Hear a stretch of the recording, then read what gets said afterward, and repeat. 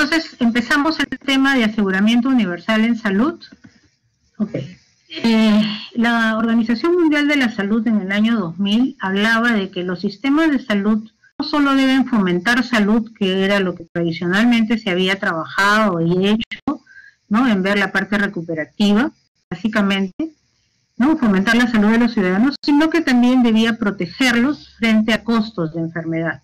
Era un tema que para ese momento, en el año 2000, era un tema relativamente que estaba empezando a tomar, ¿no?, el ver los costos de las enfermedades.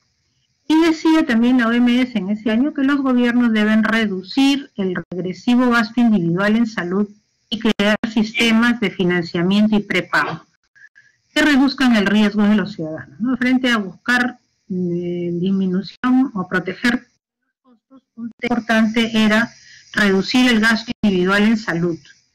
Si bien es cierto, cada uno de nosotros tenemos probablemente un seguro que es pagado por los que son trabajadores por el seguro social, que es el empleador, hay seguros privados que nosotros hacemos un gasto, pero es un gasto con una lógica solidaria y implica un gasto menor al que podíamos hacer si realmente enfermamos, ¿no? Entonces, sin embargo, de todas maneras hay un gasto individual, además de pagar un seguro. Por ejemplo, si nosotros enfermamos. Si nosotros tenemos un resfrío, normalmente no usamos a veces nuestro seguro, nos vamos a la farmacia y compramos cualquier antigripal que podamos, y eso es un gasto que hace cada uno de su bolsillo para su enfermedad, ¿no? Entonces, la idea era tener una protección en salud y que disminuyera el gasto individual de cada individuo en lo que podía interpretarse en salud. En el año 2014, cuando ya había salido la ley de aseguramiento, la ministra de Salud de ese entonces, la economista Midori de Havish, hablaba del objetivo de la cobertura universal en salud es lograr que todos los ciudadanos obtengan intervenciones y servicios de salud que necesitan sin correr el riesgo de ruina económica y empobrecimiento, ¿no? Entonces estábamos en la misma lógica de cubrir la parte económica y los costos de la enfermedad, ¿no? Una protección en salud para toda la protección. Esa es la base del aseguramiento, protección en salud para toda la población.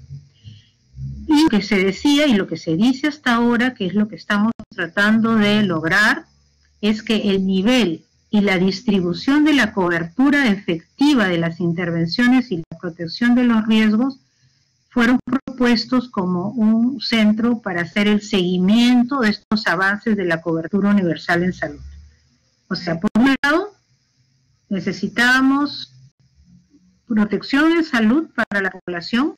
¿Y cómo íbamos a medir esta protección en salud? A través de la cobertura efectiva de las intervenciones. O sea, no solamente de que tengan el seguro y que se les cubra teóricamente que tienes un seguro, sino que efectivamente haya una cobertura efectiva de las intervenciones y de la protección de los riesgos financieros. Ambas, riesgo financiero y cobertura efectiva. Entonces, esas son las cosas que se propusieron desde ese entonces y poco a poco hemos ido avanzando. ¿Cuál fue el contexto de partida para la cobertura universal? ¿Qué cosas se tenía en esos momentos? Se tenían estas 5 grandes características, digamos, en ese momento. Teníamos una transición demográfica con crecimiento de poblaciones de mayor edad, que efectivamente generan un mayor gasto en salud, porque tienen enfermedades más crónicas que requieren un gasto continuo. Una transición epidemiológica que pasaba del predominio de las infecciones, enfermedades de la infancia, que había sido lo tradicional en años anteriores, a problemas de salud materna, al crecimiento de enfermedades no transmisibles, producto de esa transición demográfica que había hecho. Por otro lado, teníamos grandes inequidades en grupos vulnerables con los determinantes sociales, que es otro tema que ya hemos abordado en los temas y en las prácticas. Por otro lado, teníamos cambios en las expectativas de las personas. Las personas cada vez tienen y siguen teniendo mayor información y mayor capacidad para manifestarse, para reclamar, para colgar. Ahora tenemos las redes sociales que rápidamente se difunden, tenemos los celulares que rápidamente se graban, se filman, pasan videos, y en tiempo real tenemos las quejas y todas las cosas que vemos a diario en la televisión, ¿no? La población está mucho más preparada, tiene mucho más información y tiene mucha más capacidad para manifestarse y ver y reclamar. Y por último, había modelos económicos en transición y afectados por una crisis política con efectos en la economía, ¿no? Entonces, todas esas cosas era ese contexto que da lugar a la cobertura universal en salud. Entonces, esto ha sido un poco el contexto universal, global, internacional, y ahora tratemos de enfocarnos ya en la parte peruana. Vamos a hablar del aseguramiento universal en salud, lo que ha sido en el país, y nace con la ley 29344, que fue dada el 9 de febrero del 2009. Ya tenemos 11 años con la ley de aseguramiento universal y nos estamos acercando a la cobertura universal, pero evidentemente todavía no lo hemos logrado. El último intento de apresurar o tratar de llegar a este aseguramiento universal ha sido un decreto de urgencia 017 que salió el 29 de noviembre de 2019, a los 10 años y meses de la ley del aseguramiento universal. Entonces, eso es lo que las cosas que hemos tenido a grandes rasgos. Pero, ¿cuál ha sido ese camino a la cobertura y al acceso universal? ¿Qué hitos hemos tenido a lo largo de estos años, desde el año 1936, que es la primera muestra de que nace un seguro obrero, ¿no? Nace un seguro obrero que cubre a un grupo de personas que, como su nombre lo dice, es la parte de los seguros de los obreros. Luego nace el seguro del empleado a los 12 años, mírese todo el tiempo que se toma. Luego este seguro del empleado y este seguro obrero se une en lo que es el Instituto Peruano de Seguridad Social. En el año 80, en el año 99, el IPSS se hace salud, se conocía como el IPS, después se conoce a partir de ahí como salud, ¿no? Donde están todos los trabajadores. Eso como a nivel nacional, que era la parte de seguridad o de protección en salud y protección también de las jubilaciones, ¿no? Esos dos seguros tenían una cobertura de jubilación y una cobertura de salud. Cuando ya hablamos ya de cobertura de salud a través del Ministerio de Salud o del Estado, aparece el año 97 el seguro escolar gratuito y el seguro materno, como dos seguros que en 3 años van migrando y que son la semilla que hace que en el año 2001 y que aparece formalmente en el año 2002 el seguro integral de salud, que es el seguro integral de salud como lo conocemos ahora, SIS, aparece y es lo que tenemos ahora con algunas modificaciones que se han ido haciendo.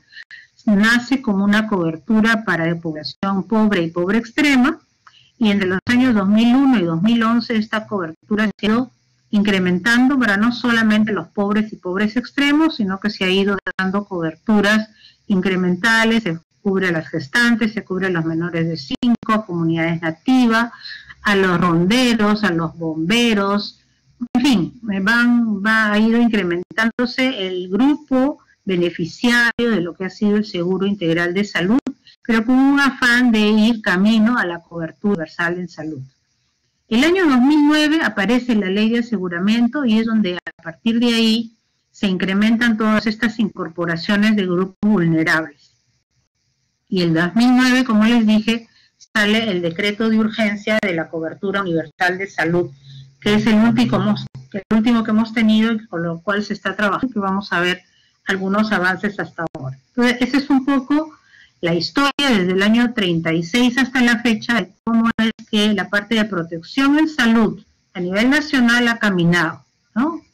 La parte de salud, de la parte de los trabajadores formales, digamos, y a partir del año 97 con la población de pobreza y pobreza extrema, que fue también, que lo vamos a ver cuando veamos propiamente al Seguro Integral de Salud.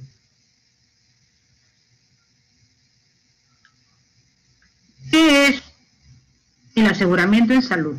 El aseguramiento en salud es un proceso que está orientado a lograr que toda la población residente, y este es un tema que es importante tenerlo en cuenta, la ley habla de población residente, no habla de población peruana, habla de población residente en el territorio nacional, disponga de un seguro de salud. Les hago esta aclaración porque un problema que tenemos, que lo hemos vivido todos, es que se habla de la población peruana es la población que tiene DNI, con eso no hay conflicto, los que tienen DNI no hay problema. Tenemos problemas con los extranjeros que viven en el país y que tienen un carnet de extranjería, son considerados población residente en el país y también tienen derecho a tener un seguro de salud. El problema son con poblaciones que no tienen carnet de extranjería y que no se les considera residentes. Y son todos los migrantes, y son los problemas que hemos tenido en estos últimos años con todas las poblaciones que no tienen un carnet de extranjería y que tienen PPT, tienen otro carnet de identidad que evidentemente en el año 2009 no estaban considerados como población residente. Y eso es un gran bolsón de personas que todavía tenemos problemas para su protección en salud porque hasta ahora no tienen una protección real, ¿no? No hay nada que los proteja. Entonces, esta población residente disponga de un seguro que le permita acceder a prestaciones de carácter preventivo, promocional, recuperativo y de rehabilitación. Y aquí, como ven, el aseguramiento cubre todas las posibles intervenciones o prestaciones que podamos tener, desde la promoción y prevención hasta recuperativo y rehabilitación. Cuando sale el tema del IPS, donde se hablaba del seguro obrero y seguro de los trabajadores, se hablaba básicamente del tema recuperativo, ¿no? Era un seguro para recuperar la salud, pero ahora la concepción de cobertura universal está por el tema de cubrir prestaciones preventivo-promocionales y también recuperativas y de rehabilitación. Estas prestaciones deben ser hechas en condiciones adecuadas, de eficiencia, de equidad, oportunidad, calidad y dignidad. Condiciones que deben ser respetadas en todo tipo de atención que se dé cuando se esté hablando de todo tipo de atención, pero estamos hablando acá de la cobertura universal. Sobre la base de un plan esencial de aseguramiento en salud, lo vamos a ir conociendo conforme avancemos. ¿Por qué el aseguramiento universal en salud? El aseguramiento universal era para garantizar los derechos de la atención de salud en términos de acceso, oportunidad, calidad y financiamiento, que era parte de este contrato social que el Estado le tenía a la población que no tenía recursos para tener un seguro o tenía un trabajo para tener un seguro del obrero, del empleado. Entonces, este aseguramiento universal era tratar de garantizar estos derechos a la atención en salud y proteger a las familias de estos riesgos de empobrecimiento que están asociados a eventos de enfermedad. No eventos de enfermedad tipo resfrío, diarrea, un golpe, ¿no? Sino eventos de enfermedades catastróficas, pueden ser una enfermedad oncológica, como puede ser una enfermedad rara, una intervención cardíaca, una hemodiálisis, etcétera, etcétera. Ustedes saben mucho mejor que yo de repente todas las enfermedades que tienen un alto costo. Y todo este aseguramiento, ¿por qué o para qué? Para mantener y mejorar la productividad del capital humano. O sea, si bien es cierto, hay un fin o una razón de mantener salud, evitar el empobrecimiento, la tercera razón importante es mantener la productividad del capital humano. Es decir, tratar de que las personas no se enfermen y que puedan seguir aportando en la productividad del trabajo y del quehacer de cada uno de los peruanos. ¿Qué cosas se ha visto? Este es un trabajo, ahora probablemente esto ha cambiado, pero estamos hablando del por qué sale el aseguramiento. Esta es una lámina del año 2008 de una encuesta de NAO, de la Encuesta Nacional de Hogares, donde se preguntaba qué hacían las familias ante un evento adverso en salud. ¿Cómo era? ¿De dónde sacaban plata? ¿Qué cosas hacían para pagar si no tenían recursos, ¿no? Un 28% simple y llanamente no hacía nada, por lo tanto no iba a darse atención médica, ni siquiera iba a la farmacia, porque no tenían plata probablemente. Un 20% obtuvieron préstamos, y eso significa pagar intereses posteriormente. Un 17% disminuyeron alimentación y consumo, redujeron la alimentación, que es una necesidad básica. Y un tercer grupo, que es un 1%, gastaron sus ahorros o su capital. Cuando son los ahorros es algo que nosotros tenemos justamente ahorrados para una emergencia. Pero cuando gastamos capital, que es lo que yo tengo ahorrado porque tengo que vender parte de mis propiedades, es otro tema, ¿no es cierto? Entonces, hay un 37, 49, casi 50% que hacen uso de lo poco que tienen o recurren a préstamos para tener esta economía para estos eventos adversos, ¿no? Entonces, esto es importante, ¿no? Hay otras proporciones también que se ven, pero creo que este 50% es importante. Los otros es o se consiguen otro trabajo o empeñaron o vendieron bienes, ¿no es cierto? Entonces, que también es algo así presto. Entonces, esas fueron las razones por las cuales sale el aseguramiento universal en salud y el país lo asume. Y en el 2009 aparece la ley de aseguramiento en salud con algunos principios, ¿no?, que vamos a tratar de revisar ahora. Son 7 principios que vamos a ver. Uno es el principio de universalidad. El principio de universalidad, el otro es el de solidaridad, el de unidad, el de integralidad, equidad, irreversibilidad y el tema de un principio participativo. Vamos a ir revisando cada una de ellas. El tema de universalidad es el derecho consagrado en la Constitución, que todo ciudadano peruano residente en el país tiene derecho a la salud, ¿no? Pero no solamente a la salud, sino a la protección de la salud para todos los residentes en el país, ¿no? Ese es un derecho que está en la Constitución y que con la ley de la cobertura se intenta ir cubriendo. En ese momento estábamos con una baja cobertura y era importante empezar a avanzar en cobertura universal. El segundo principio es el principio de solidaridad.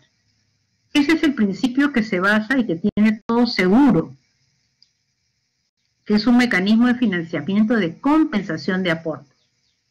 Cuando nosotros participamos en un seguro, cuando nosotros aportamos a un seguro privado, lo que hace el seguro privado es decir, ok, yo tengo este seguro y tengo una prima. Y un grupo de personas se apuntan a este tipo de seguro con una prima X. Esa prima está definida por varias cosas, entre ellas el grupo etario dirigido, el tipo de coberturas que le va a dar, qué tipo de patologías se piensa que esa población objetivo tiene, etcétera, etcétera. Y ellos calculan lo que van a gastar para esa población con esa posible incidencia o siniestralidad que va a tener este seguro. Y calculan cuánto es lo que aporta. Entonces, cada persona da un aporte relativamente pequeño o bajo según los riesgos que tenga, se hace una bolsa en común solidaria y todo ese grupo que aportó, si se enferma, que se supone que hay un cálculo de cuántos pueden enfermarse de un grupo del 100%, el 20, el 30, el 40, hasta el 60%, se enferman y esa bolsa sirve para hacer los gastos, ¿no? Entonces, ese es el principio de solidaridad que tiene todo seguro y que lo tienen, todos los seguros privados definitivamente los tienen porque por encima de la siniestralidad está lo que el seguro obviamente gana por el tener el aporte, ¿no? En el caso del seguro obrero y empleado, es un cálculo que se hizo para dar la cobertura a los trabajadores en general. Y en el caso del SIS, o en el caso del seguro público, quien aporta a manera de prima es el Estado y la población no aporta, bueno, vamos a ver después que hay un tema de semicontributivo que lo vamos a ver después. Otra principio es la unidad. La unidad es la articulación de las políticas, instituciones, regímenes de financiamiento y prestaciones para poder brindar la atención en salud y que todas las personas que están aseguradas tengan una misma, una sola protocolos, una sola manera de enfrentarse, ¿no? Un solo plan de atención que se les va a poder brindar a ellos. El otro tema es la integralidad. La integralidad es el brindar todas las prestaciones necesarias para solucionar determinados problemas de salud. Es decir, que no solo veo a la persona con la enfermedad que tiene, llámese un problema cardíaco, sino que lo vea a toda la persona como en su conjunto, como el caso, pero también como su ser biopsicosocial, con el tema de familia, con el tema de comunidad, con el tema de continuidad, ¿no? Toda la concepción de integralidad que ya lo hemos revisado cuando se ha revisado el tema del modelo de atención integral de salud con todos los conceptos que esto trae, ¿no? Que son varios de ellos. El otro tema de principio es el principio de la equidad. La equidad es que los que tienen más puedan aportar más y los que tienen menos recibir más del Estado, ¿no? Garantizar acceso al sistema a toda la población y evitar discriminación por capacidad de pago. Entonces, eso es tratar de darle más a quien menos tienes, tratando de discriminarlos justamente por capacidad de pago. Previo al decreto de urgencia 017, que salió el año 2019, como les decía, el financiamiento gratuito era para la población más pobre y vulnerable, así como mecanismos para evitar la selección adversa. Actualmente, este financiamiento gratuito es para toda la población que no tenga un seguro. Esto lo vamos a aclarar cuando vayamos a ver propiamente el SIS y veamos qué tipo de cobertura tiene cada uno de los planes que tiene ahora el SIS. Otro de los principios es el principio de irreversibilidad, donde los derechos adquiridos previamente al proceso de aseguramiento y durante el mismo no deben sufrir ningún menoscabo. Y este es un tema a tenerlo presente. Antes de que nazca el aseguramiento, habían poblaciones que tenían alguna cobertura bastante grande, como son las Fuerzas Armadas, que para sus activos tienen una cobertura total. Entonces, este principio fue hecho en esa lógica, ¿no? Derechos que ellos ya tenían no podía ser disminuido. Y lo mismo pasa, porque sigue también este principio, cuando alguien tiene un seguro gratuito y puede o debe pasar a otro seguro, ¿no? Ahí los derechos adquiridos hay que respetarlos. Y por último, la última principio del aseguramiento es el tema de participación, ¿no? Que es participativo. No hay un ejercicio de la ciudadanía teóricamente en la formulación de las políticas y del seguimiento, sobre todo, del aseguramiento universal en salud. Entonces, estos son los 7 principios, ¿no? Hasta aquí los 7 principios que hemos revisado. Luego vamos a revisar cuáles son las características del aseguramiento universal en salud. Las características del aseguramiento universal en salud son varias, como ven acá son 8, es una que es obligatorio, ¿no? Es, como su nombre lo dice, es obligatorio tener un seguro, algún régimen de aseguramiento en salud para toda la población residente. Y eso es lo que estamos ahora con este decreto de noviembre del 19 tratando de que se haga universal, ¿no? Que se haga obligatorio. Todos deben tener un seguro y ahora ya no hay disculpas para no tenerlo. Y si no quiero tener, yo debería decir no quiero tener un seguro, ¿no? Pero es por ley es obligatorio tener un seguro. Otra característica es que este seguro es progresivo. Cuando nace en el 2009, este carácter era básico porque en ese momento teníamos una cobertura muy baja, estábamos alrededor de 30-35% de cobertura en salud, y necesitábamos que esta cobertura universal fuera caminando poco a poco, ¿no? De forma gradual, en forma continua, tratando de incluir a todas las personas que residían en el país, ¿no? Y que esta ampliación de la cobertura se diera a través de los diferentes planes que se deberían ir implementando. El otro tema es que sea garantizado, ¿no? Que el seguro garantiza este sistema de protección y lo garantiza para la población pobre y pobre extrema a través de ser financiado, ¿no? Debemos garantizar este seguro con garantías explícitas. Los seguros tienen garantías explícitas que son la garantía de protección financiera, de oportunidad, de calidad y de continuidad. Entonces, esas deben ser garantizadas por todo seguro que se brinde. El otro tema es que este seguro debe estar regulado.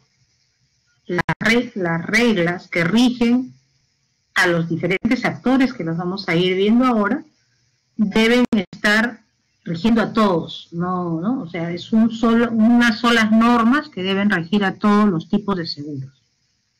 Tanto al proceso de financiamiento, como al de prestación, como al de afiliación, para lograr finalmente que todos tengan un aseguramiento universal más o menos regulado, homogéneo, ¿no? Que unos no tengan más que otros, sino que todos puedan garantizar el mismo tipo de aseguramiento.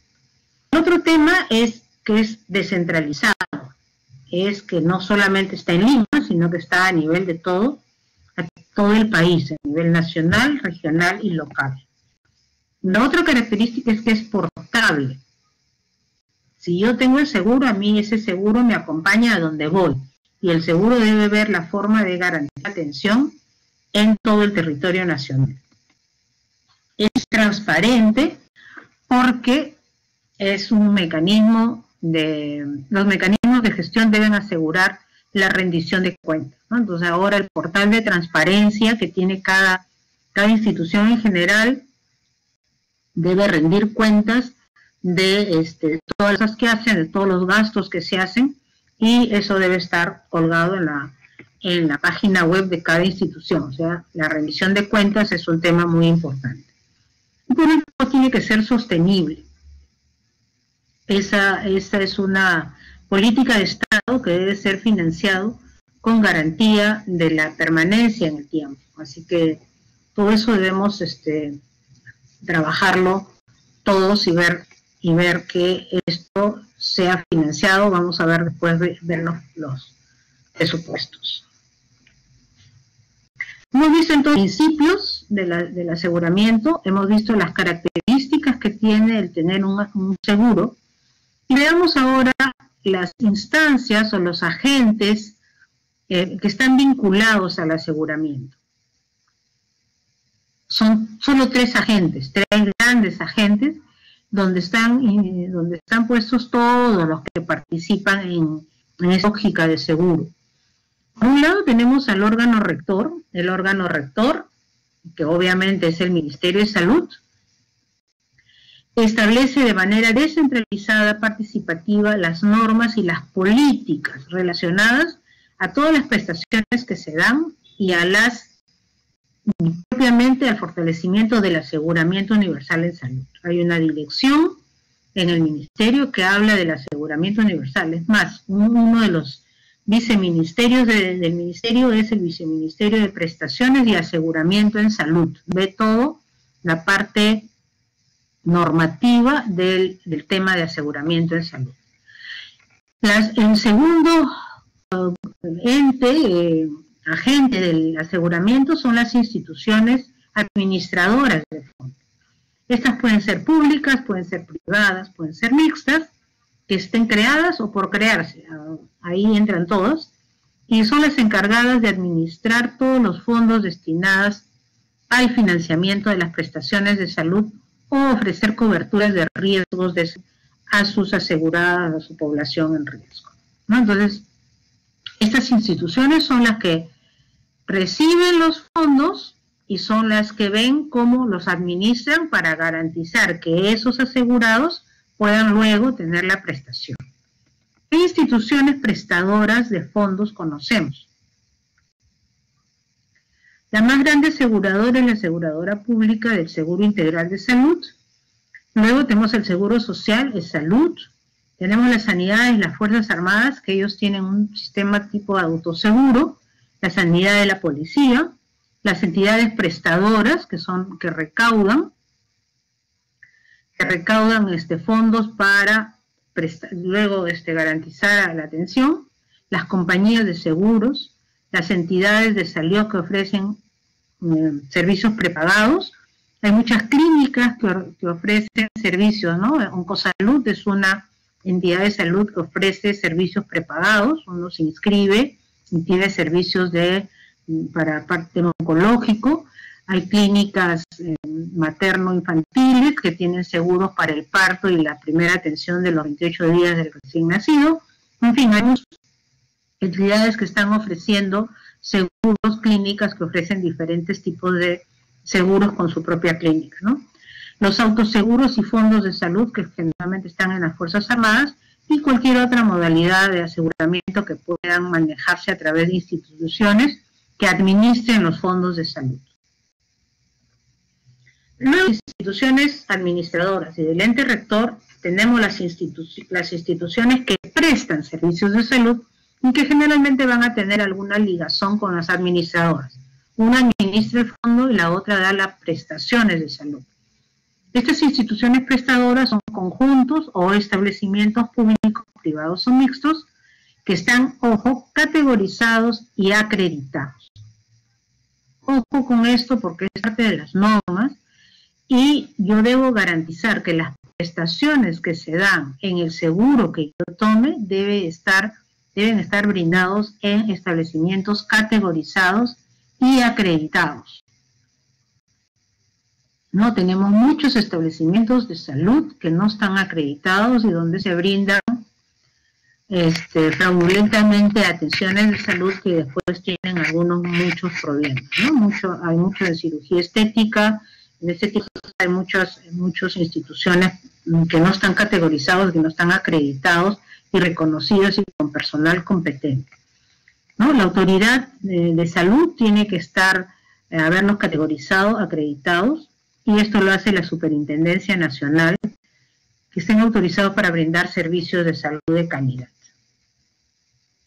Entonces ya tenemos la entidad rectora, las instituciones administradoras, las instituciones prestadoras, y por último viene una instancia que está por encima, no por encima, pero los tres, pero la instancia que supervisa, que es la Superintendencia Nacional de Aseguramiento en Salud, que se creó sobre la Superintendencia de Entidades Prestadoras y su salud, y se encarga de registrar, de auditar, de supervisar y regular a las instituciones, tanto a las administradoras como a las prestadoras.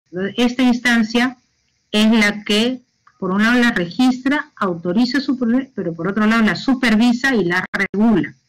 Entonces cualquier queja que hay en la prestación de un seguro, la superintendencia debe entrar a tallar para verificar qué tipo de seguro es, qué tipo de plan tiene y si la prestación que se ha hecho se adecua a la norma que ha sido que está escrita en planes o en los contratos que se hacen, contratos o convenios que se hacen entre la administradora y la entidad prestadora, ¿no? Entonces, la instancia supervisora tiene que ver con el aseguramiento universal, debe promocionarlo, debe hacer el uso eficiente y oportuno de los fondos, debe ver la calidad, puntualidad, eficacia y eficiencia, debe ver la reglamentación de la recolección y difusión de la información, establecer los mecanismos de conciliación y arbitraje. Este es un tema importante en la superintendencia, porque más allá de recibir las quejas,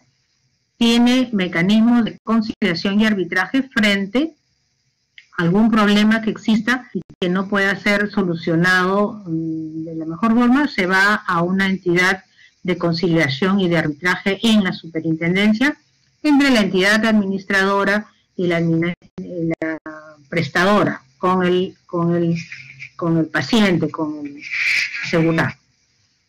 Se debe garantizar la transparencia y accesibilidad de la información en resguardo de los asegurados y debe supervisar el valor de las prestaciones y contraprestaciones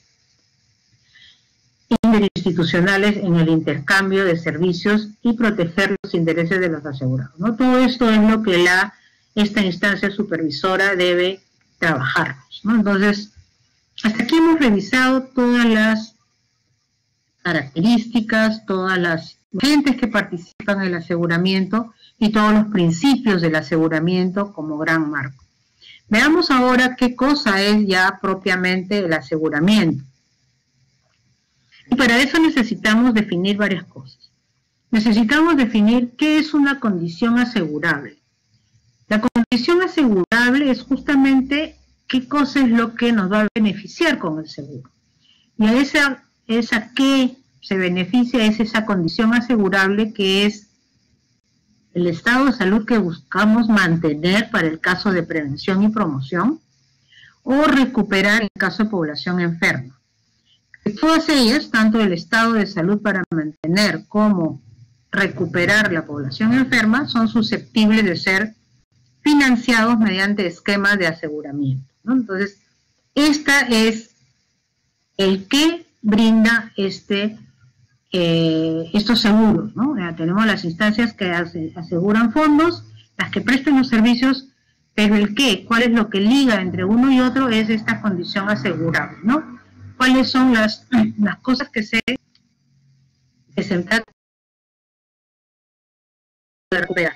Y esas cosas, estas condiciones asegurables se trabajan a través de intervenciones, que son todas las prestaciones, el conjunto de prestaciones de carácter promocional, preventivo, recuperativo y rehabilitación para manejar estas condiciones asegurables, ¿no? Para mantener o para recuperar la salud. Y como parte de las intervenciones vienen las prestaciones, ¿no? Que es ya la unidad básica que describe el procedimiento. O sea, yo puedo tener una intervención de promoción de la salud, pero mi unidad básica podrá ser mi campaña de vacunación si voy a trabajar con una población de adulto mayor, por ejemplo, o mi unidad básica es la prestación a una persona, ¿no? Al individuo. Entonces es la vacuna como una atención de una condición de salud hacia el usuario, de prestación de prevención. Entonces ahí tenemos que diferenciar la intervención y la prestación por sí misma. Estas prestaciones y estas intervenciones se acumulan o se juntan y forman los famosos planes de aseguramiento. ¿Qué cosa es un plan de aseguramiento? Un plan de aseguramiento es las listas de condiciones asegurables de intervenciones y de prestaciones que son financiadas por la administradora de fondos y que luego obviamente son prestadas por la entidad prestadora, ¿no? Y estos planes que son ofrecidos por las aseguradoras son 3 tipos de planes puntuales. Un plan esencial de aseguramiento en salud, que es el famoso PEAS, así se conoce, los planes complementarios y los planes específicos. Veamos qué es el plan esencial de aseguramiento en salud. Es el principal y es el que todo seguro debe tener y garantizar. El plan esencial de aseguramiento en salud, su nombre lo dice, plan esencial, PEAS. Este PEAS es una lista priorizada de condiciones asegurables, ¿no? De lo que, ¿para qué es el seguro? Para cubrir condiciones asegurables que tienen intervenciones y prestaciones que como mínimo van a ser financiadas a todos los asegurados por estas administradoras de fondos y que van a ser luego dadas en las instituciones prestadoras. Estas entidades que ofrecen los planes deben ser públicas, privadas o mixtas, ya lo hemos dicho, y contienen todas las garantías explícitas que son de oportunidad, en qué momento deben ser dadas. No se trata de, aquí una crítica que se hace siempre a las prestadoras, pero que las entidades financiadoras deben tratar de ver es las listas de espera, ¿no? El tema de oportunidad es un tema que la aseguradora debe tratar de ver que eso no se dé. En la parte privada, eso normalmente no hay unas listas de espera muy grandes. En la parte pública es donde tenemos el serio problema de listas de espera para citas y de listas de espera para intervenciones quirúrgicas. Entonces, ese tema es un tema que es importante trabajarlo. El tema de garantía para la calidad, ¿no? ¿Qué características debe tener las atenciones para decir que es una atención de calidad? Vamos a tener luego una clase posterior a ver calidad de atención y que tiene que ver con todo esto, que son parte de este plan esencial, que son las características que estos planes esenciales deben garantizar para cubrir. El plan esencial, con estas características que hemos visto, es elaborado por el Ministerio de Salud, ente rector, ¿no? Como uno de los agentes vinculados al aseguramiento es el Ministerio de Salud, ente rector que elabora el plan esencial de aseguramiento. ¿En qué se basa este plan de aseguramiento? Se basa en el estudio de carga de enfermedad o cualquier estudio epidemiológico que haya y que pueda ser sustentable. Se basa en los planes compatibles con prioridades sanitarias. Ustedes saben que hay muchas prioridades sanitarias que son programas estratégicos. En algún momento también los vamos a ver. Y estos planes con estas prioridades también deben estar en el plan esencial. El manejo integral de la persona, no el manejo de la enfermedad, del daño, sino el manejo integral de la persona. Las prestaciones de atención a la población sana en sus ciclos de vida, que esto está acorde al modelo de atención integral de salud basada en familia y comunidad, ¿no? Población sana en ciclos o etapas de vida.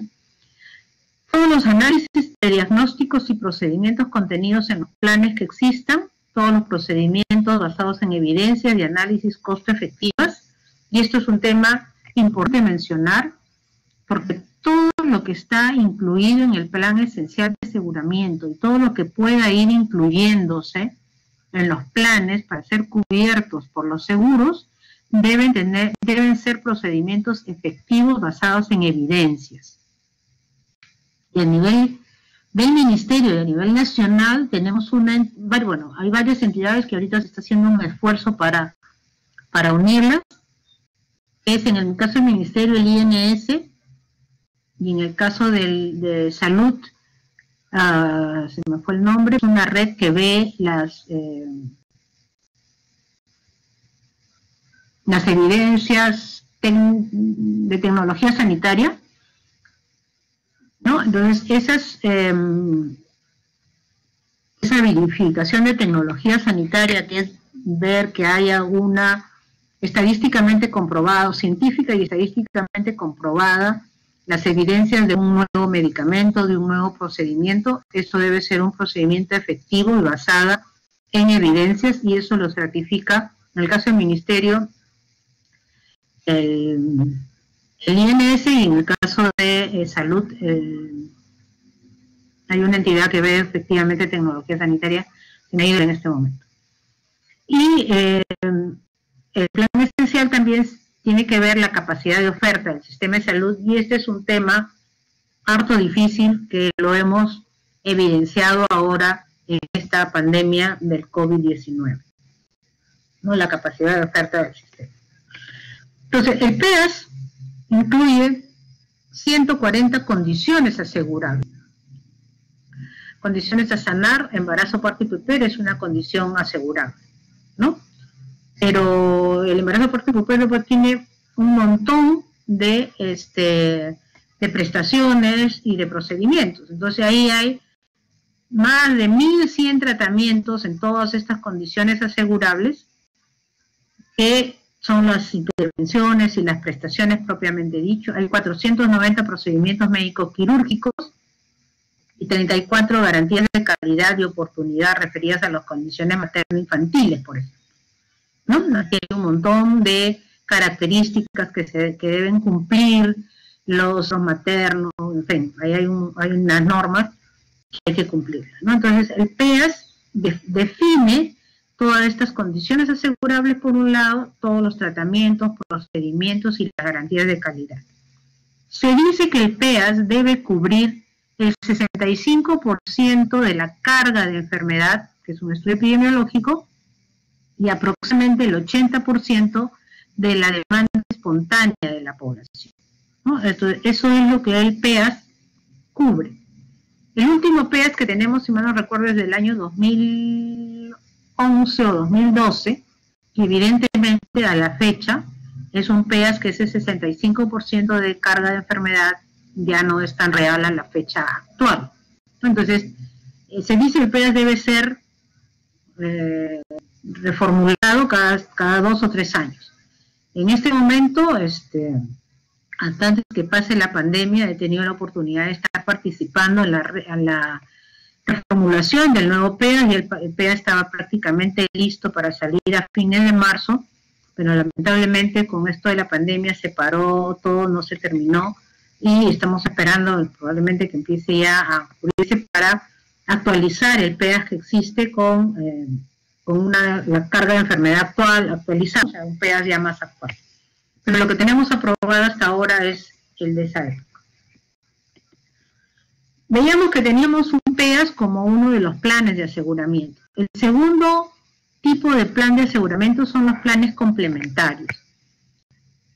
En los planes complementarios son toda aquella patología, intervención, prestación que no está incluido en el plan de aseguramiento, en el plan esencial de aseguramiento, ¿no? O sea, todo lo que no está en el PEAS, o sea, todo el 35% de la carga de enfermedad, ¿no? Toda la diferencia. Todo ese 20% de demanda no espontánea de la población están o deben o pueden estar cubiertos por planes complementarios al tema del PEAS.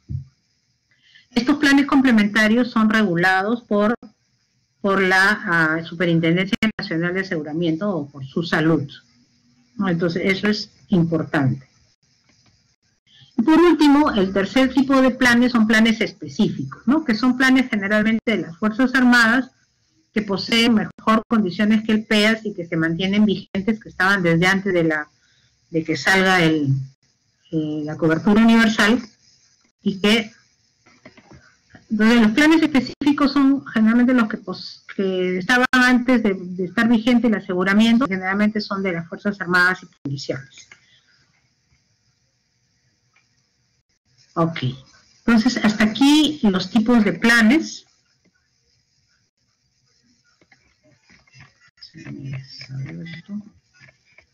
Y luego de eso vamos a ver el financiamiento.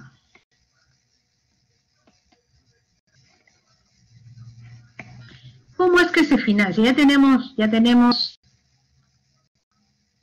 principios del aseguramiento, tenemos características del aseguramiento, tenemos las entidades o los órganos que participan, tenemos qué y cómo a través de los planes podemos hacerlo. Entonces veamos otra de las fases importantes del aseguramiento en salud, que es el financiamiento. Y para el financiamiento de todos estos planes que hemos visto y de las condiciones asegurables, tenemos tres tipos de regímenes de financiamiento.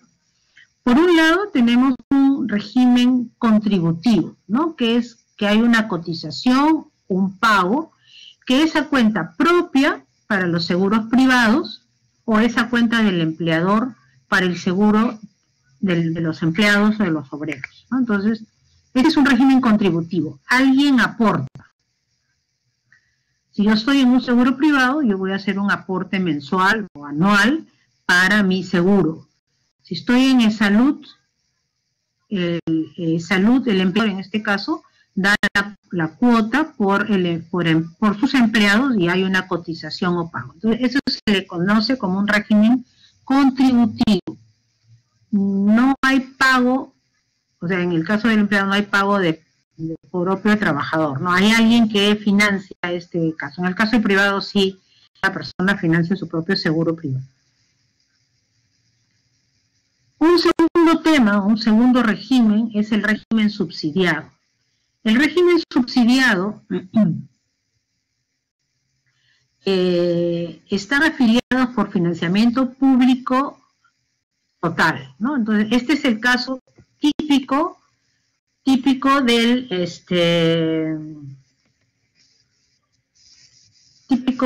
seguro integral de salud, que cubre todas las atenciones que deben darse, ¿no? Entonces ahí el financiamiento es total, hay un aporte desde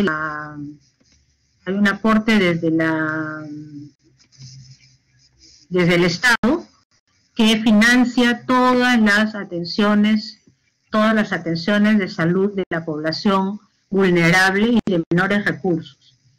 Esto lo vamos a aclarar un poco más cuando veamos el SIS propiamente, porque acá estamos hablando de la ley. La ley estaba así, ahora ya no es solamente población vulnerable, sino es a toda la población que no tiene seguro, pero con algunas atingencias que los vamos a ver cuando veamos SIS propiamente dicho. Y por otro lado tenemos el régimen semicontributivo, que como su nombre lo dice, es la mitad de contribución, que no es realmente la mitad, es menos de la mitad, pero hay una contribución de la persona y otra parte es financiada por el Estado, ¿no? Se le llama semicontributivo o semisubsidiado, ¿no? O sea, hay una parte financiada por la persona y otra parte financiada por la parte del financiamiento público, ¿no? Hay un financiamiento público parcial, como dice la lámina, y hay aportes del asegurado o del empleador.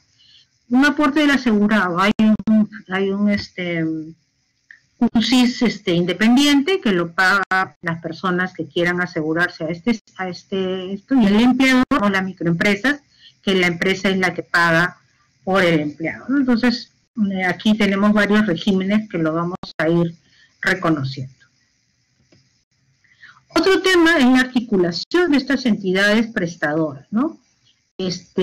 También como entidad normadora o como ente rector, el Ministerio de Salud trata de estandarizar las prestaciones, las intervenciones, prestaciones a través de los diferentes manuales de procesos y procedimientos que se brindan. Las guías clínicas o las guías de práctica clínica también deben estar estandarizadas, sobre todo y principalmente en todo lo que es el PEAS, ¿no? El plan esencial. En todas estas 1.100 tratamientos o estos procedimientos que hablábamos del PEAS, todo esto debe estar estandarizado y protocolizado. Debe haber un sistema único de identificación, que ya estamos casi lográndolo. Todo ahora se está yendo a una identificación por DNI, ¿no? Antes cada entidad prestadora tenía una historia clínica, un número de historia clínica. Ahora el DNI es universalmente lo que identifica al usuario o al beneficiario, al asegurado o al afiliado, ¿no? Esta articulación de instituciones prestadoras, y ustedes han escuchado mucho en este último tiempo, debe trabajarse con criterios de intercambio de servicios. Cosa que no es fácil, es que esté basado en complementariedad y subsidiariedad. Ustedes han escuchado a lo largo de esta pandemia, de estos últimos meses de la emergencia sanitaria, el tema del intercambio prestacional con las clínicas privadas, ¿no? Ahí hay todo un tema, que lo podemos discutir en otro momento, creo que es un tema harto para trabajarlo y discutirlo. Pues la idea es de que teniendo guías de práctica, tenían estandarizados manuales, se supone que también un tema que estandarizar son los costos de cada una de las prestaciones y que eso va a ser el intercambio de servicios, ¿no? Un tema de las dificultades actuales es justamente eso, los costos que cada una de las entidades prestadoras y aseguradoras tienen, ¿no? Entonces ahí han habido problemas que han impedido que que dificulte el intercambio de servicios.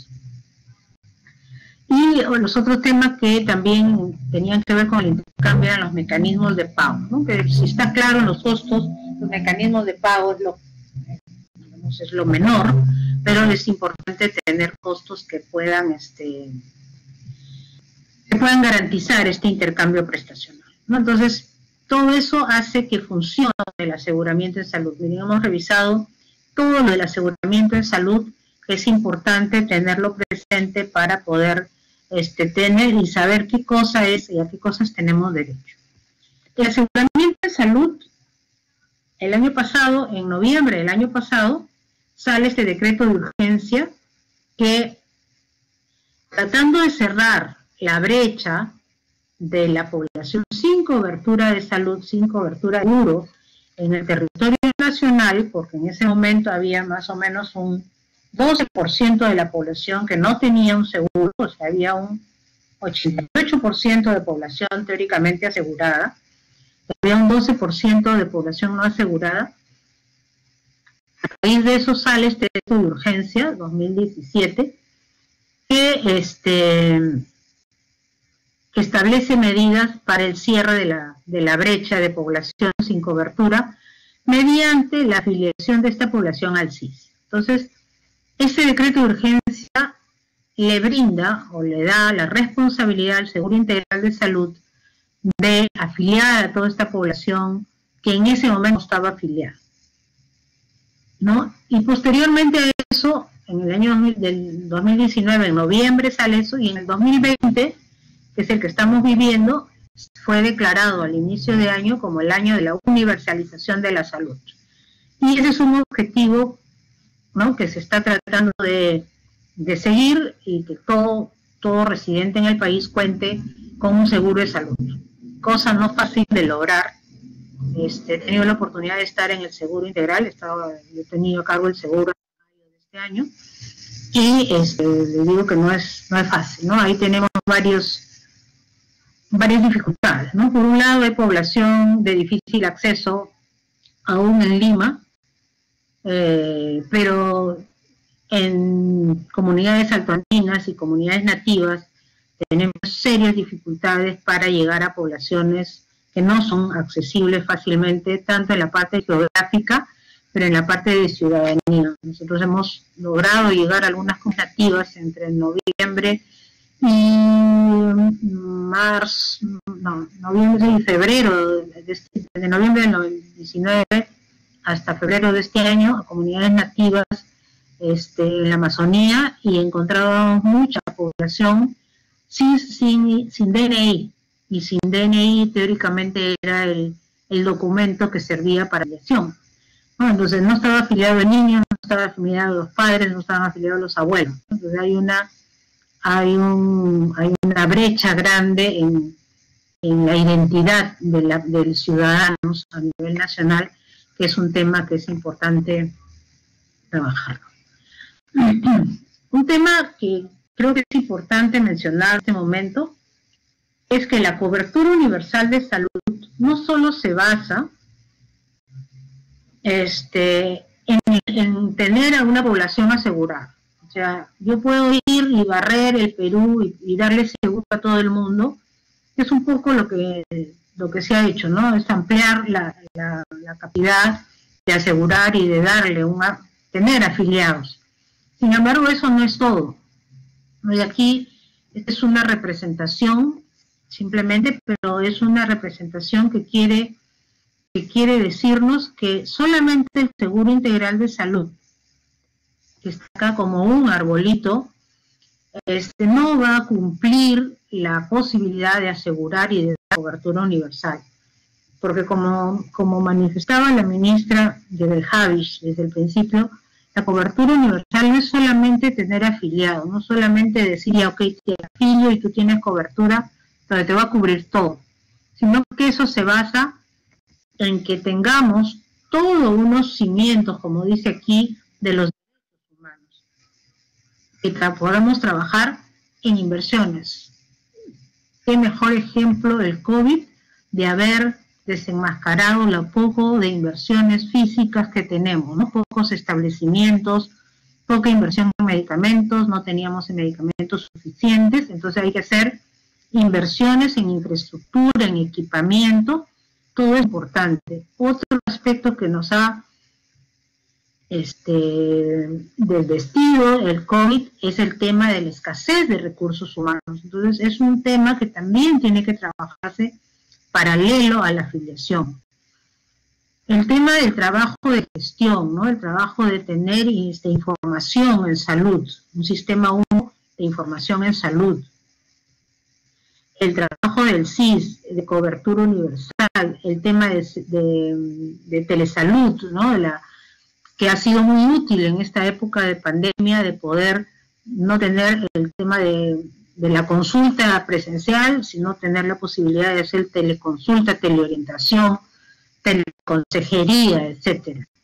El tema de prestaciones preventivas, el tema de un sistema del SAMU, ¿no? De la atención de emergencias y urgencias, los servicios complementarios, el tema de toda la atención salud, y aquí está todo el tipo de prestaciones, el RIS, que es las redes integrales de salud, y el intercambio prestacional en salud, son un conjunto de cosas que deben darse para lograr la cobertura. El Seguro Integral de Salud por sí solo lo que va a hacer es afiliar, ver que toda la población tenga un seguro, pero si no se dan todas estas otras cosas, ese afiliado va a llegar a un establecimiento de salud, como lo hemos visto muchas veces, y muchas quejas son por eso, porque no está la cita a tiempo, no hay el equipamiento, le piden una tomografía y le dan cita para 2 o 3 meses, etcétera, etcétera, etcétera. Entonces, todo esto es lo que hace que esta cobertura universal se deba garantizar. No es solamente afiliación y aseguramiento, es aseguramiento pero con cobertura, con atención per se, y eso se garantiza con todas estas otras cosas que es importante tenerlas en cuenta para garantizar cobertura universal. Con esto redondeamos el tema de cobertura universal del aseguramiento en salud y vamos a pasar a ver el tema del SIS propiamente, del Seguro Integral de Salud. Para tratar de cosas que ya no vamos a repetir, vamos a tratar de hacerlo un poco más ágil. El Seguro Integral está puesto, está dentro del Ministerio de Salud, ¿no? ¿Qué antecedentes tenemos? Lo mencionamos en una de las primeras láminas, pero ya la parte pública propiamente dicha del seguro público nace en el año 97 con el seguro escolar gratuito, que era para alumnos de 4 a 16 años de escuelas públicas. Acá teníamos un tema que se afiliaba a todos los niños en su colegio, ¿no? Se les afiliaba en su colegio y se les garantizaba atención. Acá se tuvieron varios problemas. Las escuelas públicas, en las escuelas públicas están todos los niños que no tienen recursos económicos. Pregunta para todos ustedes. Carmen Silva, Cristian Mejía. Sí, doctora. A ver, cuéntame. En las escuelas públicas, la idea era que el seguro escolar afiliara a los pobres, a los niños o alumnos de 4 a 17 años de escuelas públicas, porque se suponía que estaban ahí todos los pobres. ¿En las escuelas públicas solo va población pobre? No, claro. Sería... ¿Cierto? Serían rurales, tal vez. ¿Serían qué, perdón? Se identificaría un porcentaje más población pobre o en pobreza en zonas rurales. Okay. No tanto en escuelas públicas. Ok, de acuerdo. En escuelas públicas hay población que no es pobre ni pobre extrema que acuden a ellas, ¿no es cierto? Entonces, si bien es cierto, este seguro escolar gratuito nace para alumnos de 4 a 17 años, ¿por qué nace este seguro escolar gratuito? Nace porque el grupo de este grupo poblacional era el que menos acudía a los servicios de salud, ¿no? Cuando se veía qué tipo de atención daba, se daba atención a menores de 1 y 2 años, eran los que más iban, se daba atenciones a partir de los 18, sobre todo en mujeres, ¿no? Con el tema de la parte de salud sexual y reproductiva, adultos y adultos mayores. Pero el grupo de niños de 4 a 17 era el grupo que menos iba a las atenciones de salud, y por eso nace el seguro escolar, entendiendo que en las escuelas públicas puedes focalizar de alguna manera este seguro público. Sin embargo, vimos a lo largo del tiempo que eso no era cierto, ¿no? Como ha sido explicado por Cristian, no todos los alumnos que estaban en las escuelas públicas eran pobres y pobres extremos. Entonces empezamos a encontrar niños que estaban en la escuela pública, que se les aseguraba en el seguro escolar gratuito, pero que se les detectaba. En ese momento no había un sistema de información como se tiene ahora, y aún ahora el sistema de información no es tan bueno, pero en esa época era mucho menos eficaz. Empezó a detectar muchos niños que tenían a su vez salud, ¿no? Eran asegurados por sus padres en el seguro en salud. Entonces empezó a haber duplicidad de seguros, lo que le llamábamos filtraciones. Y, a ver, Brian Gómez. Brian. Ojo, estoy pasando lista. Ligia Montoya. Sí, otra, disculpe. ¿Quién? Brian. ¿Quién apareció? A ver. ¿Ah? Brian, ¿dónde estabas? No te encuentro ahora. No, es que estaba ahí solo. ¿Ah? La clase es para estar presente, ¿ah? Ya, ok. A ver, Brian, dime. Antes la pregunta fue si en las escuelas públicas todos eran pobres. Ahora la pregunta es, ¿todos los pobres estaban en las escuelas públicas? ¿Todos los niños de 4 a 17 años estaban en las escuelas públicas? No, no. ¿Por qué? Tal vez algunos no consideraban las escuelas como elección. Tal vez algunos iban a ir a trabajar, es como si no fueran a la escuela o no lo consideraran necesario. Había índice de deserción escolar en ese caso. Ya, pero el índice de deserción es cuando ya está matriculado y abandonan. No. Pero todos los niños pobres están matriculados en las escuelas públicas.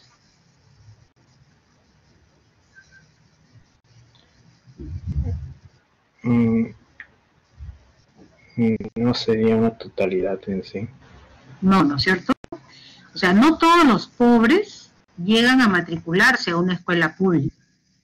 Así como veíamos que en la escuela tenemos a un grupo de gente que ya no es pobre y pobre extremo, hay otro grupo que sí, pero no todos los pobres a los cuales nosotros queríamos dedicarles el seguro estaban cubiertos o estaban inscritos en las escuelas públicas, porque había mucha gente pobre que no llegaba a la escuela pública por varias razones, porque no había escuela cerca de su casa, estábamos en zonas rurales, o simplemente porque la familia necesitaba al niño o al adolescente para trabajar, para ayudar en la cosecha o para trabajar, etcétera, etcétera. Entonces, teníamos un problema, un doble problema. La idea era afiliar a todos los niños pobres, sin embargo, no todos los pobres estaban en la escuela. Y no todos los que estaban en la escuela eran pobres, había gente no pobre que estaba en la escuela. Entonces, fue un trabajo interesante, muy interesante, se hizo una cobertura, se mejoró la atención a esta población, pero hubo que ir mejorando y en el año 98, el año siguiente, aparece el seguro materno. Convivían los dos, el seguro escolar con el seguro materno, ¿no? Que cubría a todo gestante y todo niño menor de 4 años. Igual que en el anterior, no todas las gestantes, aquí sí se cubrió más la población, casi toda la población pobre, pero no toda la población gestante era pobre y pobre extremo. O sea, aquí también nos fuimos a financiar a población de gestantes que ya no tenían y que eran cubiertas por esa ley. Entonces, hubieron lo que le llamamos filtración, que lo vamos a ver después. Entonces, en el año 2002 ya aparece el Seguro Integral de Salud como tal. Es una fusión, digamos, de todos estos primeros escuelas y poco a poco ha ido madurando, ha ido creciendo el Seguro Integral como es ahora, ¿no? Pero es ya para toda la población, no focalizada ni en escolares ni en el seguro materno infantil. Entonces, en el 2002 aparece el seguro integral y en el 2009 es el aseguramiento que hemos visto con todas sus características y en el 2019 la cobertura universal, donde le dan al seguro integral de salud la responsabilidad de afiliar a todo aquel que no tiene seguro. ¿Cuál es la finalidad del seguro integral de salud? Básicamente es proteger a la salud de los peruanos, ojo, sin seguro de salud. Entonces aquí con la experiencia del seguro escolar, con la experiencia del seguro materno, ya se empieza a focalizar, a asegurar a los peruanos sin seguro de salud, tratando de priorizar a las poblaciones vulnerables, ¿no? En ese momento el seguro integral nace así, con poblaciones vulnerables en situación de pobreza y pobreza extrema, ¿no? El primer SIS que aparece en el año 2002, su prioridad, su focalización estaba en las poblaciones vulnerables de poblaciones de pobreza extrema. Para resolver el limitado acceso a los servicios de salud, tratando de romper la barrera, básicamente barrera económica. Las barreras culturales y geográficas eran otras barreras que existían, pero que con la prestación de servicio a través de los servicios de salud se estaban tratando de romper. Pero la barrera económica era una barrera bastante fuerte por la cual las personas no acudían a los servicios de salud. Entonces se les daba seguro a estas personas que no lo tenían, pobres y pobres extremos, con los cuales les estaban garantizando que ibas a financiar y esta barrera económica se rompía. Y un tema paralelo que el Seguro Integral de Salud hacía era mejorar la eficiencia en la asignación de recursos públicos, por lo que al financiar a esta población pobre le estabas dando recursos a los servicios para que los atienda directamente, ¿no? Entonces, ahí había un tema de eficiencia de atención a esta población. Entonces, ¿cuáles son las competencias que tiene el Seguro Integral de Salud? El Seguro Integral de Salud, como hemos visto en la ley de aseguramiento, es una IAFA, por lo tanto es una institución administradora de fondos, recibe plata del Estado y administra los fondos para garantizar prestaciones de servicio. Es responsable de administrar económica y financieramente los fondos destinados a financiar prestaciones de servicio a fin de ofrecer coberturas de riesgos a sus afiliados. Entonces, al ser una IAFA recibe fondos. ¿De dónde recibe fondos? Del Estado. Y su función es administrar económica y financieramente los fondos para financiar prestaciones. ¿Cómo financia prestaciones? ¿Lo presta directamente? No. El seguro integral lo que hace es firmar convenios con todas las entidades prestadoras, llámese hospitales, institutos, redes, centros de salud, etcétera, etcétera, para comprarle, ¿no? Es un convenio de compra de servicios, a todas las entidades públicas. ¿Ya? Es un convenio entre público y público, ¿no? Entonces es el seguro integral de salud. Y esto es un poco lo que les decía. Lo que les explicaba cuando les explicaba lo del seguro escolar gratuito. Eran los errores de focalización. Cuando nosotros tenemos beneficiarios, en ese caso eran a los escolares, ¿no? Tenemos un beneficiario, perdón, una población objetivo eran los escolares. Si mi beneficiario, que eran las que yo afiliaba, era mi población objetivo, que en este caso era población escolar pobre. Si mi población era población pobre y yo afiliaba a la población escolar pobre, mi focalización era una focalización correcta, ¿no? Estábamos dando en el clavo, ¿no? Check. Pero si mi población objetivo era la población pobre extrema, pero finalmente yo no lo cubría, porque al final no lo hacía beneficiario, porque no estaba en la escuela pública, yo tenía una subcobertura, ¿no? No estaba cubriendo a mi población objetivo. Tenía un tipo de filtración, ¿no? Se le llama un error tipo 1 que no interesa, quiero que entiendan el concepto. Por otro lado, yo tengo una población que no es objetiva, ¿no? Yo no quiero afiliar a los niños que están en edad escolar que no son pobres. Entonces, pero sin embargo, como estaban en la escuela pública, yo los afiliaba, ¿no? Entonces, ahí tengo una filtración de error tipo 2. No es mi población objetiva, pero los tengo afiliados, ¿no? Ahora, si no quiero a la población escolar que no es pobre y no los afilio, tengo una exclusión correcta, ¿no? Entonces, estos son los dos tipos de filtraciones que se daban y que se los expliqué cuando les expliqué el tipo de del seguro escolar gratuito, los problemas que se tenían. Este tipo de problemas se trata de solucionar con el sistema de focalización de hogares, ¿no? Que es el famoso SISFO. El famoso SISFO es un sistema de información de las características socioeconómicas de los hogares que están consolidados en lo que se conoce como un padrón general. Este SISFO trata de contribuir a mejorar la eficacia de los programas sociales. El SISFO es un sistema de información que está a cargo del MIDIS, ¿no? del Ministerio de Inclusión y Desarrollo. Él tiene a su cargo este padrón de hogares. Entonces, el Seguro Integral de Salud lo que hace es verificar que este sistema de focalización de hogares decida o dice que esta familia es pobre o pobre extrema, y recién ahí el SIS puede afiliarlo como pobre y pobre extremo, que era lo que se hacía en sus inicios. Entonces, para eso era el sistema de focalización de hogares, que el SIS lo sigue utilizando hasta la fecha. Este sistema de focalización es un cruce de mucha información que va desde cruzar el DNI, la población, consenso, los datos de salud para ver quiénes están afiliados, la planilla del Estado para ver quiénes no a través del Estado, la planilla de las empresas públicas, la SUNAT, quienes pagan impuestos, las AFPs, ¿no?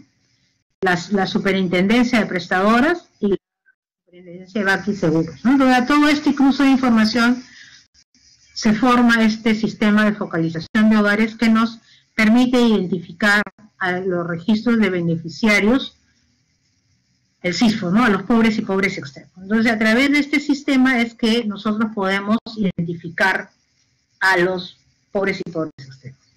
Hasta noviembre del 2019, esta era la imagen que se tenía en ese momento, y ahí sale el decreto de urgencia.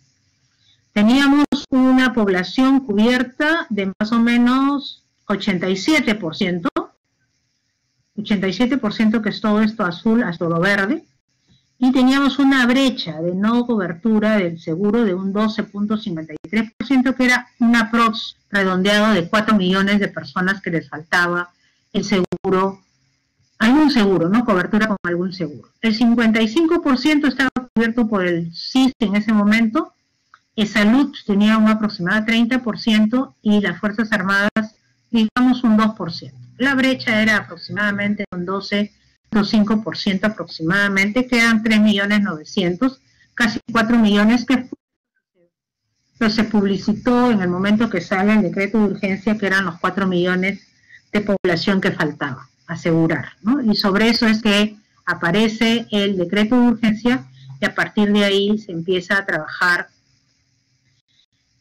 a seguir trabajando el seguro integral con esta nueva responsabilidad de trabajar.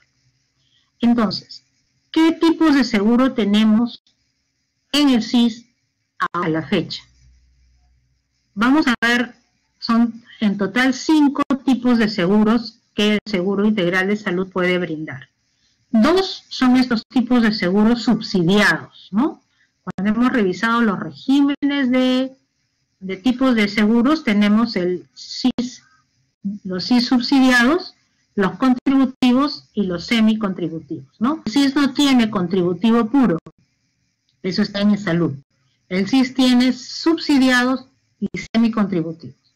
Los SIS subsidiados es el SIS gratuito, que es el que existió desde el inicio, que cubre sin costo a personas y familias identificadas en condición de vulnerabilidad, de pobreza y pobreza extrema, catalogadas a través del SISFO.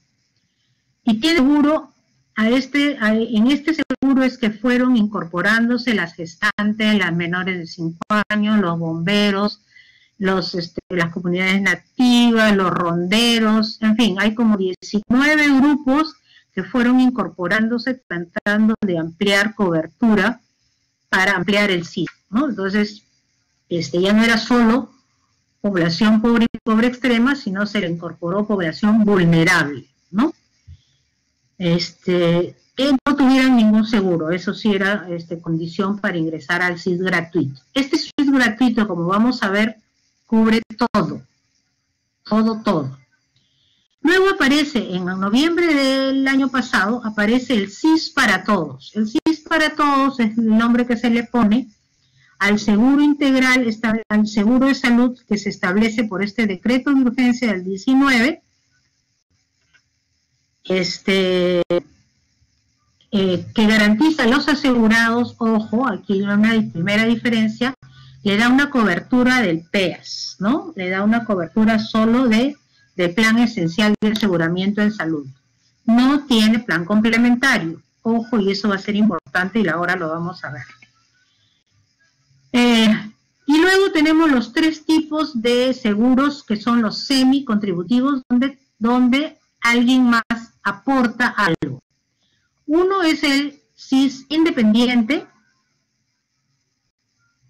Este SIS independiente da cobertura total a trabajadores independientes, todos aquellos trabajadores que no tienen un padrón, ¿no? No tienen no dependen, ¿no? No es un trabajo dependiente, son trabajadores independientes, como su nombre lo dice. Llámese un gastroentero, un electricista, los que trabajan peinando, los que trabajan cosiendo, ¿no? Los sastres, en fin, todos los trabajos independientes que no tienen una dependencia que los asegure, un trabajo fijo, estudiantes universitarios, ¿no? En fin, son personas que no tienen alguien que los asegure, pueden entrar a este SIS independiente. Obviamente que no cuenten con otro seguro. Este SIS independiente les exige un pago, ¿sí? De más aproximadamente 39, casi 40 soles mensuales para afiliarse aquí.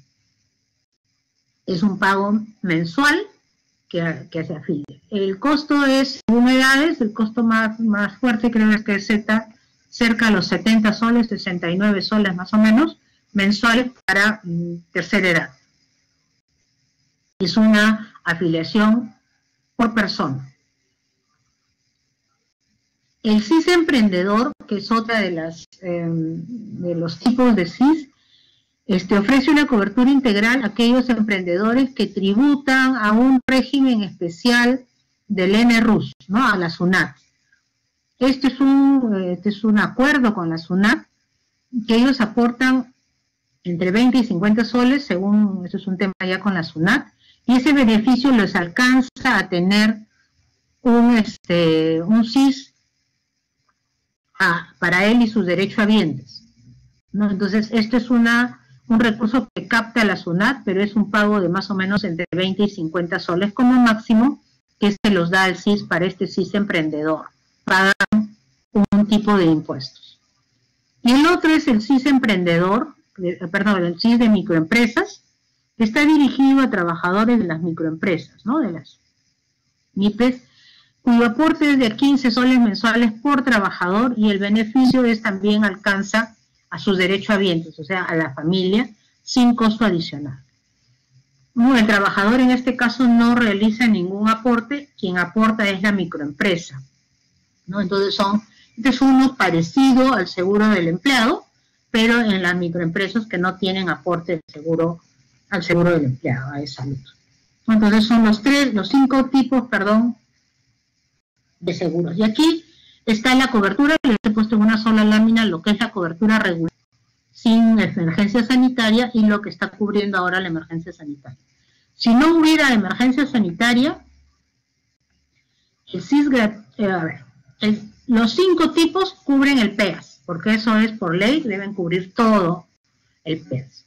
El CIS gratuito, como ustedes ven, como el CIS independiente y el emprendedor, que es el NRU, tiene una cobertura total, o sea, tienen el PEAS más planes complementarios, y si es necesario, alto costo, ¿no? Que es lo financia FISAL.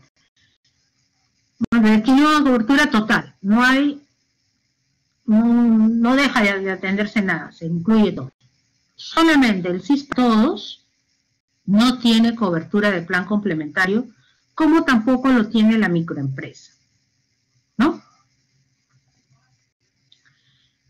¿Qué pasó en la época de la emergencia? En marzo aparece la emergencia y las atenciones del COVID se empezaron a ver que varias de las atenciones estaban cubiertas en el PEAS por todo lo que eran atenciones de IRA para todos los casos leves de COVID.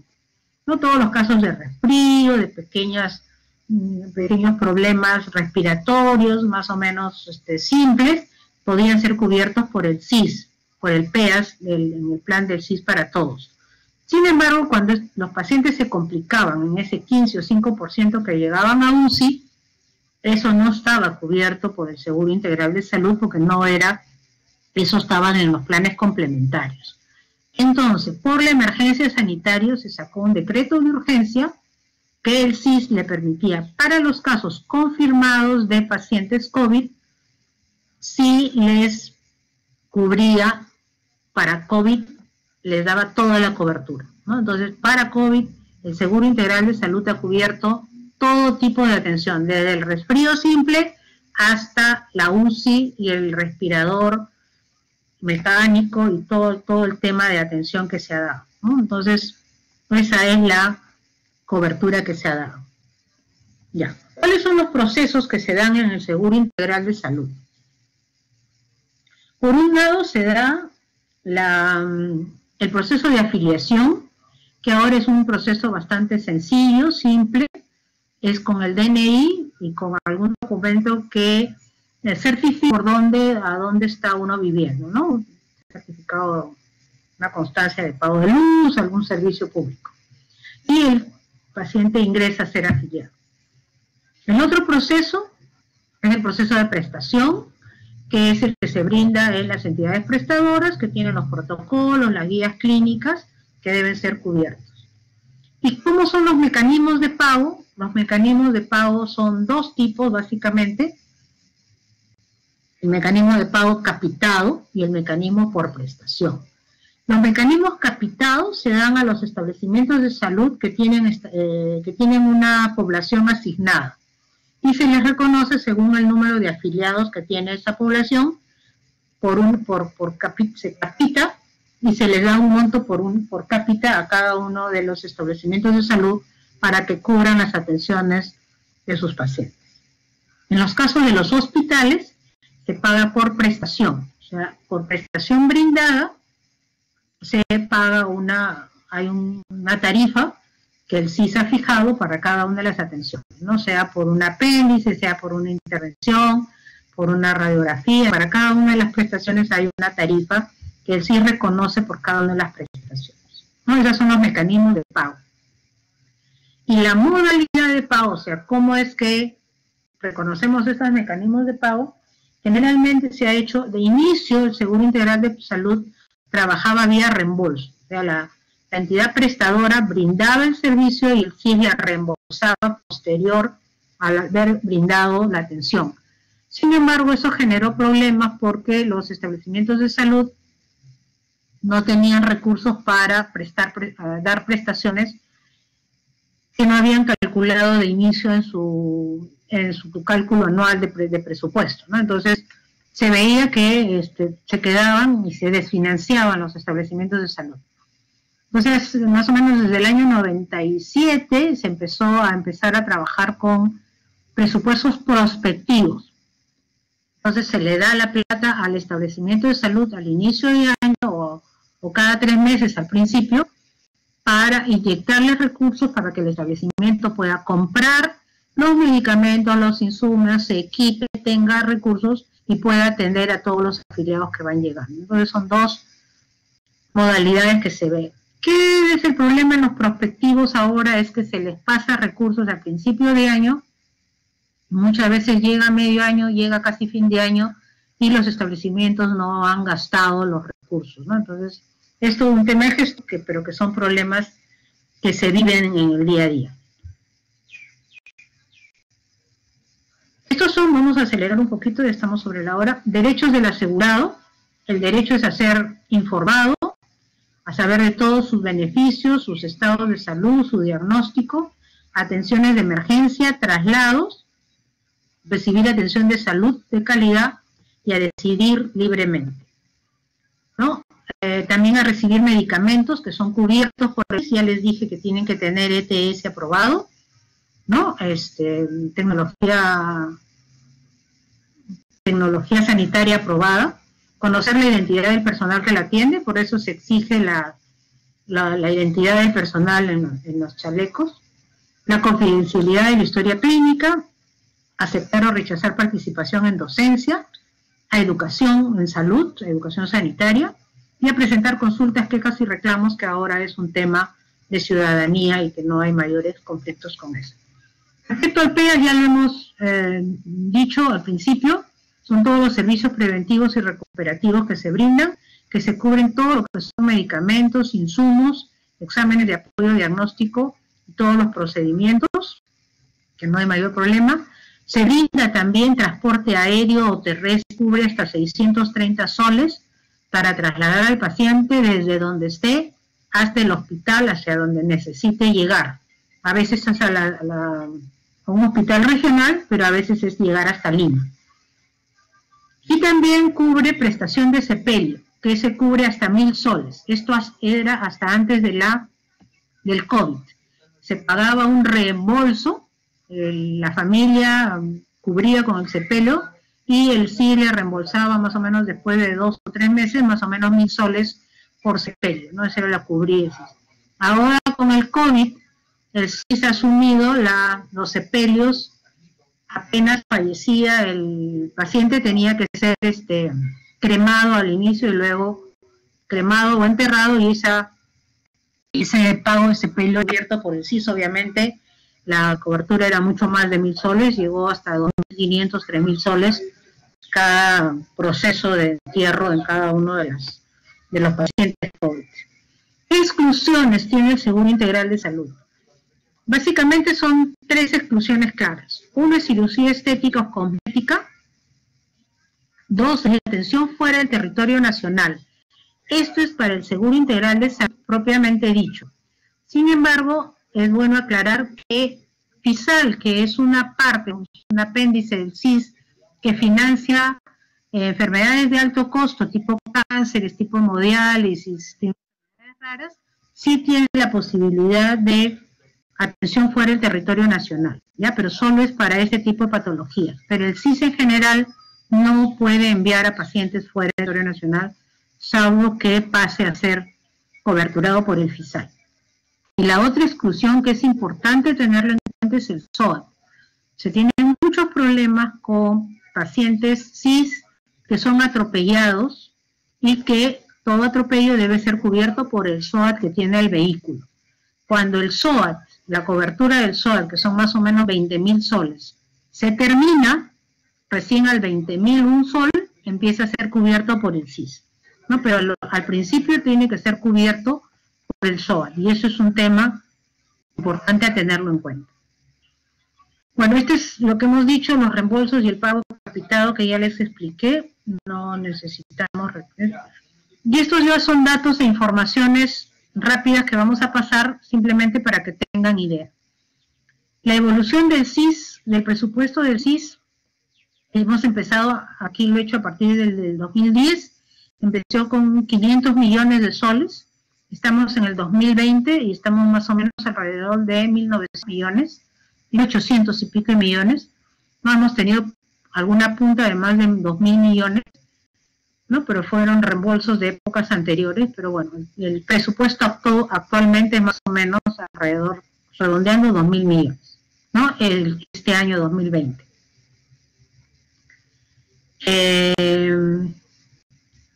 No, este es más o menos lo mismo, estos son 1.900, es el 2020, y en el 2021 lo que se ha ofrecido para el presupuesto nuevo, no lo he puesto porque no es un presupuesto que se tiene, es un tema que se está discutiendo todavía en el Congreso. El presupuesto aprobado finalmente es el 30 de noviembre, pero más o menos se está calculando por ahora que se le estaría dando al Seguro Integral de Salud 2.100 millones. No es el cálculo que se ha hecho. Evidentemente todavía es poco para cubrir todo lo que debería cubrir. Esto es simplemente alguna información para que vean cómo se ha ido cubriendo. Dijimos que el Seguro Integral empezó en el 2002, pero la cobertura universal en salud aparece en el 2009. Aquí vamos a tener algunos ejemplos de cómo el acceso a seguro de salud a nivel nacional, esto es 2013, comparación 2013-2014, a nivel nacional la cobertura de total de salud y de CIS y de otros seguros, de 66% de un año a otro pasó a 69%, y vale la pena ver en zona urbana, más o menos está más o menos a nivel nacional. Sin embargo, en la zona rural es mucho más, casi 75% en la zona rural y 77% al siguiente año, ¿no? Eso es importante mencionar. Acá tenemos una comparación 2017-2018 que pasó de octubre, noviembre, diciembre del 17, 76-75%, aquí una pequeña reducción, y hubo una reducción también en el 18 de 74 a 72, y en la zona rural se aumentó de 83 a 85%, ¿no? Esas son las variaciones que hay. Evidentemente, los pacientes que se afilian a un seguro pueden mañana o pasado conseguir un trabajo y pasar a E-Salud, ¿no? Ya cambian de seguro, y a veces estas variaciones son explicadas por esas bajas y los cambios de un seguro a otro. Esta es la comparación 18-19, de 75% pasó a 77.2 hasta octubre-noviembre del 19, la urbana del 72 a 74, la rural, llegó hasta 86-87%, ¿no? Entonces siempre ha habido una cobertura que se ha ido incrementando poco a poco con el Seguro Integral de Salud. Este es el dato al 31 de agosto del 2020. O sea, esto es hasta hace meses y días, ¿no? Que es la última información que he logrado tener. Tenemos una población de 32.600.000 habitantes, y los afiliados es 31.166.000 afiliados. Y la cobertura que tiene es 95.53%, ¿no? Entonces falta más o menos un 4.5% de población por afiliar. Esto es al 31 de agosto. Esto es el dato oficial a esta fecha dado por Su Salud, que es la entidad supervisora, que es la que debe garantizar la cobertura y la que da los datos. Sin embargo, y esto es un dato que quiero que fijen, porque a veces uno revisa cifras y dice, oye, pero no cuadra. No, si nosotros vemos cuántos afiliados tiene el SIS, 63%, cuánto tiene Salud, 30%, cuánto tiene EPS, 2.6%, cuánto tiene Fuerzas Armadas, 1.9%, y otros seguros, 6.8%. Si ustedes suman todo esto, suman más de 100%. ¿Y eso es por qué es? Porque hay mucha gente que tiene más de un seguro, sobre todo EPS, ¿no? EPS y estos otros seguros que son los oncológicos, los seguros dentales, los seguros materno-infantiles, etcétera, etcétera, hacen que estos sumen porque hay individuos o personas o ciudadanos que tienen más de un seguro y por eso es esta suma de abajo que va por encima. Acá lo que mira es Su Salud, es cuántas personas tienen algún seguro y que ese seguro mínimamente sea PEAS. Por eso es esa diferencia, para que no, cuando vean, no se sorprendan. Y esta es la cobertura que tienen algún seguro. Aquí probablemente hay personas que están en eSalud y en EPS, o que tienen SIS y por ahí tienen Oncosalud, en fin, etcétera, etcétera, ¿no? O están en Fuerzas Armadas y están en una EPS. Entonces, esos datos. Y esto es como un dato de información para que ustedes tengan de SIS. Estos son los canales virtuales que están al servicio de toda la ciudadanía las 24 horas del día. Pueden probarlo y pueden ingresar y van a obtener respuesta, de repente no inmediata, pero pueden acceder a través de estas 4 grandes canales virtuales. Por un lado tienen una central telefónica con el 514-5555, opción 1, que les da información y pueden incluso en algunos casos orientarlo para afiliarse. El WhatsApp, que es el 945-986-682, el correo sis@sis.gov.pe, y las redes sociales, hay en Facebook, hay YouTube, hay Instagram, en fin, todas las redes sociales existentes que permiten tener un contacto y tener información y difundir todo lo que el Seguro Integral de Salud les brinda y cómo pueden afiliarse y si están o no afiliados al SIS. Entrando al sis.gov.pe, ustedes pueden también saber si están afiliados o no, y eso es algo que probablemente lo van a ver después en la práctica. Y eso es todo el tema de la clase de hoy. Muy bien, chicos, hemos concluido. ¿Preguntas, dudas, comentarios? Sorry que me pasé 10 minutos. Doctora, ese sistema de focalización de hogares, el CIFO que menciona, difiere mucho con la información que se toma en el censo, básicamente de los ingresos que pide, bueno, el nivel socioeconómico que se obtiene de esos datos difiere mucho y, bueno, ¿cada cuánto tiempo se da este sistema de focalización? Muy buena pregunta, y es un tema que está en debate en este momento. El CIFO es un sistema de focalización de hogares, y la última actualización, si mal no recuerdo, es 2014, de repente 2013-2014. Esa es la última actualización que tiene el CISFO formalmente. Y eso hace que los pobres y pobres extremos diagnosticados en esa época, o identificados, no diagnosticados, identificados en esa época, evidentemente a la fecha, probablemente su situación de pobreza y pobreza extrema. Yo estoy hablando antes del COVID, después del COVID la cosa es más grave. Pero antes del COVID, la situación de pobreza y pobreza extrema en los identificados en el 2013-14 había cambiado notablemente. Sin embargo, el MIDIS no había actualizado el sistema de focalización de hogares. ¿Qué cosa es lo que hace el MIDIS para tratar de actualizar el CISFO? hace convenios y tiene convenios con todas las municipalidades a nivel nacional y tiene en cada municipalidad una unidad local de empadronamiento. Entonces, ¿qué pasa? Cuando en el CIS teníamos el problema que alguien pedía afiliarse, entrábamos al CISFO, pero lo encontrábamos que era catalogado como pobre, y la persona y la familia decía, sí, yo soy pobre, no tengo trabajo, en fin, etcétera, etcétera.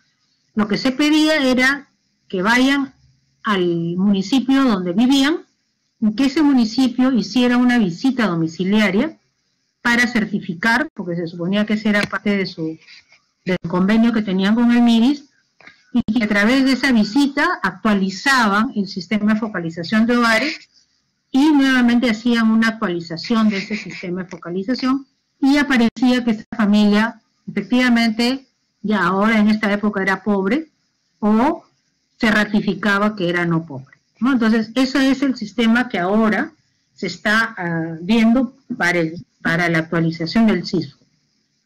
No hay una actualización que se debió haber hecho cada 3 años, no, lamentablemente no se ha estado realizando, y ese es un problema dentro del Seguro Integral de Salud que hemos tenido.